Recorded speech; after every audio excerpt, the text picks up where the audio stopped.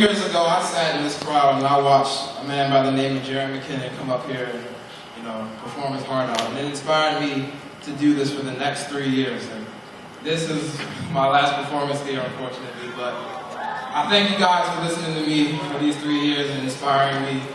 And I love you guys too. Every single one of you. So, last thing. The following poem is called Crayons, and it's not about me. Remember that. Alright, here we go. My eyes have seen a lot. They have torn apart realities, they have interpreted beliefs, yet nothing as important as the reality of my childhood. You see, I had this box of crayons, and I didn't know the colors too well.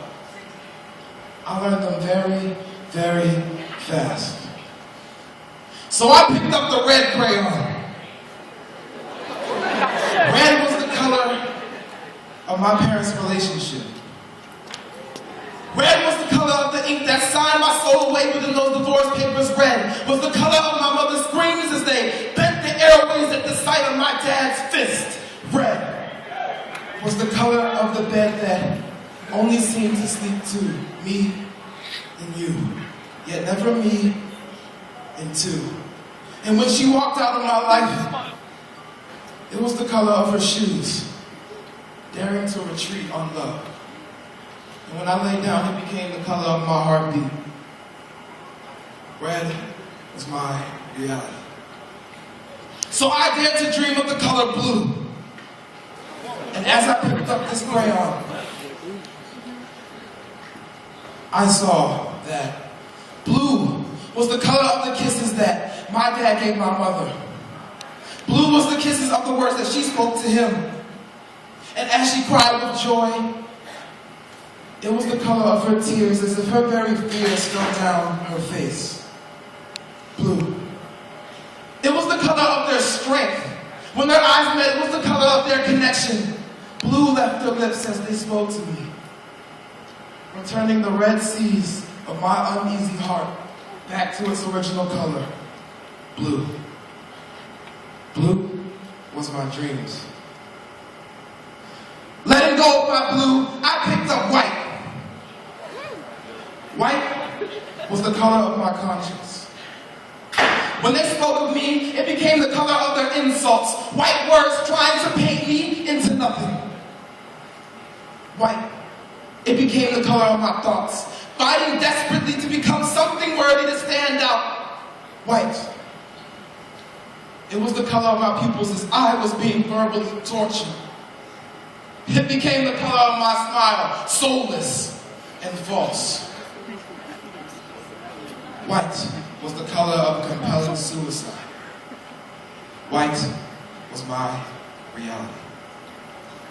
So I grasped the black crayon, closed my eyes, and everything else followed. Black was the color of my conscience. Black was the color of my personality, for it could go with anybody. Black, it was the color of my love for her. As she walked by, it was the color of her beauty, mysterious, vast, and intimidating. Black. It was the color of their praise of me, permanent, deep, and bold. You see, black became the color of my love, for it did not exist. Black was my dreams. And as I looked at these crayons, I would always wonder, why did I always seem to break my red and whites? And why did I always seem to write so smoothly with my black and blues? You see, I thought about red and blue so much that my mind became ultraviolet. My mind ran purple with the pain of my parents' past. I ran from that, only to be stopped by white. Trying to fight off this color with the wishes of black, my thoughts turned many shades of gray.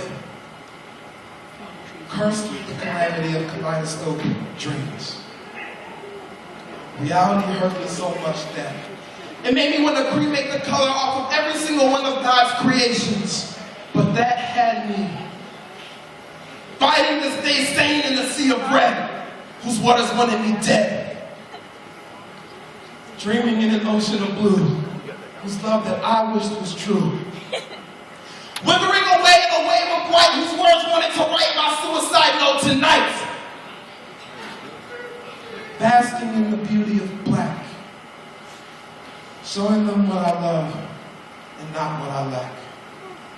And you know, maybe there's a way out. And maybe there's a way to push on, and maybe the secret is in mixing these crayons. I pray to God that I find that before these reds and these blues make me hit the white and make everything go black.